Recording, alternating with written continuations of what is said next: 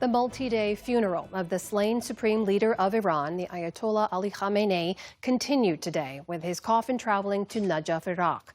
Iraq's prime minister and other political and religious leaders were at the airport to receive the body. The funeral that began this past Saturday has drawn enormous crowds, and NewsHour special correspondent Reza Sayah has been in Tehran speaking with some who've come to pay their respects. In Shia Islam, crying is a virtue. For women and men, it's an act of worship and devotion for those killed in the path of God.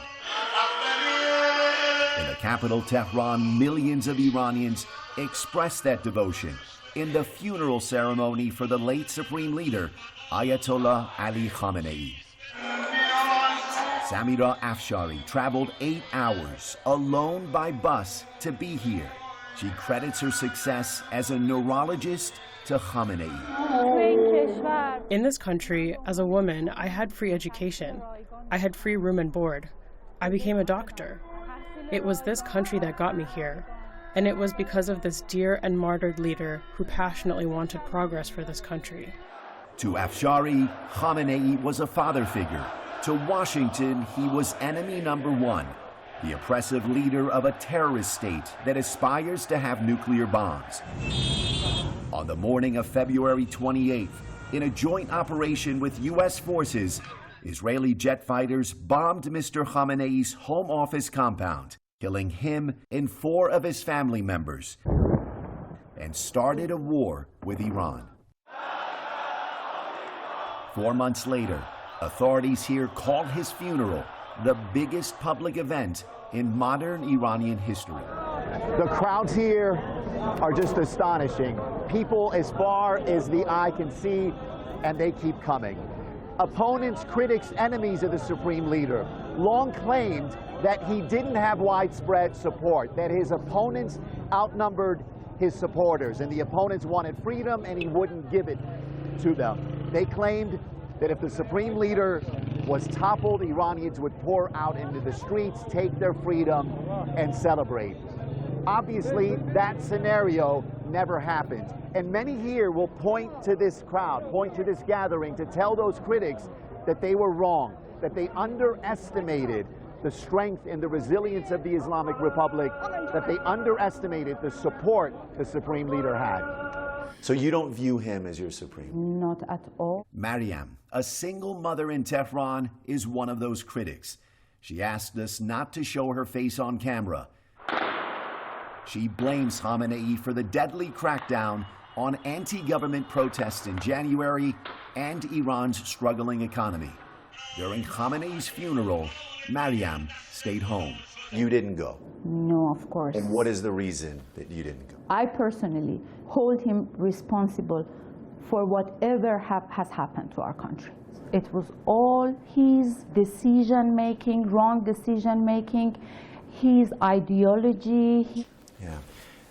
The turnout for this ceremony was huge. When you see these numbers of people, when you see these crowds, how do you react? I know still they are in minority. I believe that with my heart. You think the opponents are more than the support? Exactly. But of course, no one gives them any room to come up. Back at the funeral, at a makeshift souvenir stand, Ali Reza Sayah sells pictures and keepsakes, glorifying the slain leader. He says critics have a right to question his policies, but how he was portrayed was not who he was. The way the media and the news all over the world claim the Islamic Republic is not for the people, that the people are against the leadership, that the leader was a dictator. It is not at all like this. We really loved him. We still love him. That's why we're here. Many mourners attended the funeral for religious reasons. For them, Khamenei was God's representative on earth. But we found many others who are not religious. Instead, they are deeply anti-war.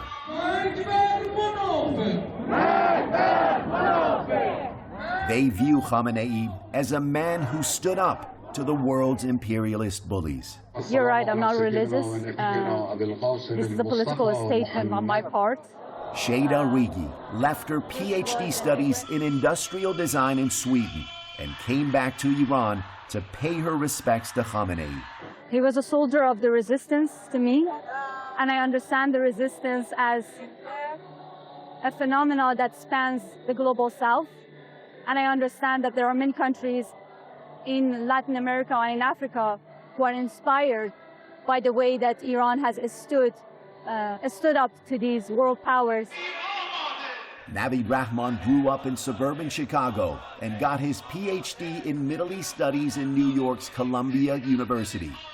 The crowds at the funeral of Sayyid Ali Khamenei were insane.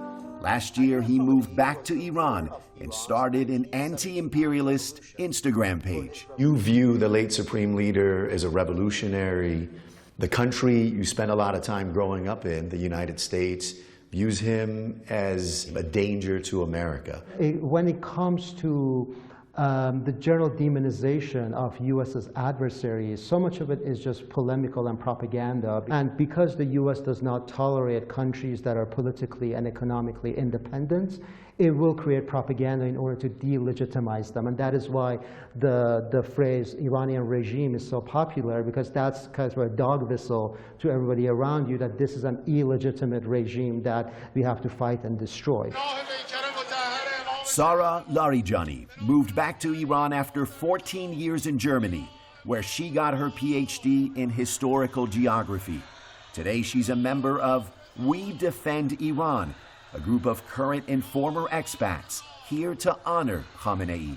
I'm here to give my tribute to this great architecture of Iranian sovereignty and indigenous development. His architecture of our indigenous defense system and resilience is going to outlive him. Larijani's group is collecting signatures for this tribute letter, where Khamenei is called the leader of anti-colonial resistance. Number 2 to sign is Bijan Abdolkarimi, a leading professor of philosophy in Tehran. Karimi says Washington's view of the late leader comes through a biased lens. The West always views others through their own lens. The West doesn't see Iranians through Iranian eyes. The West only knows one pair of glasses, and that's their own pair of glasses. If Americans were to view Iranians with Iranian glasses, who would they see? A country with culture, one of the world's greatest centers of religion and spirituality. Iranian tradition says that among all humans there is friendship and love. At Ayatollah Khamenei's funeral, there was neither friendship nor love for the United States. Instead, calls for revenge, a message that millions who support him still stand, determined to continue his fight.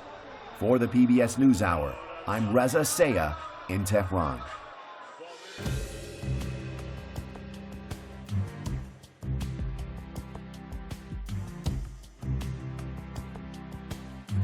Support journalism you trust. Support PBS News. Donate now, or even better, start a monthly contribution today.